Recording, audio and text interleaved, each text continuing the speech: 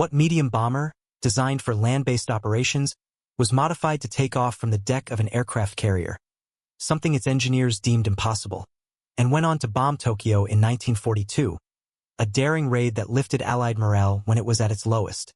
The B-25 Mitchell, a rugged twin-engine bomber that became a legend overnight thanks to the Doolittle Raid.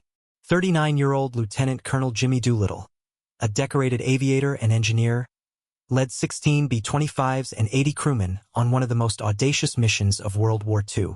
Doolittle's B-25s underwent drastic modifications to fit the USS Hornet's cramped flight deck. Engineers removed unnecessary weight, stripping out most of the defensive guns, replacing heavy metal parts with aluminum, and installing extra fuel tanks to extend the range to 2,400 miles. We trained for weeks in Florida, practicing short takeoffs on runways marked to match the Hornet's deck, Doolittle recalled. The average B-25 needed 1,200 feet to take off. We had just 467 feet, less than half the normal distance.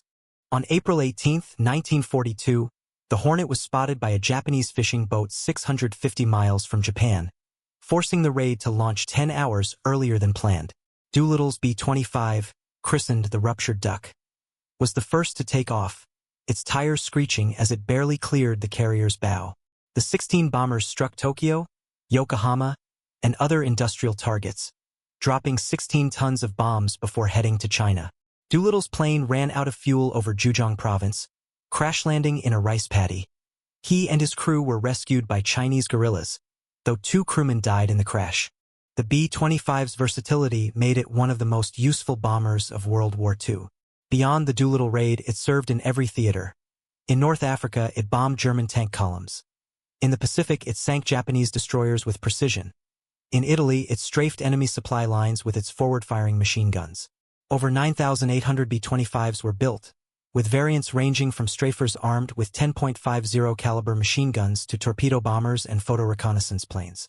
Doolittle, who was awarded the Medal of Honor for the raid, later said, "The B-25 didn't win the war that day, but it told the world that Japan wasn't invulnerable, that we could strike back, no matter how far the distance." The raid also forced Japan to divert thousands of troops to defend the home islands, weakening their frontline forces. Inspired by this tale of courage and ingenuity? Like and subscribe for more World War II aviation heroics that changed the course of the war.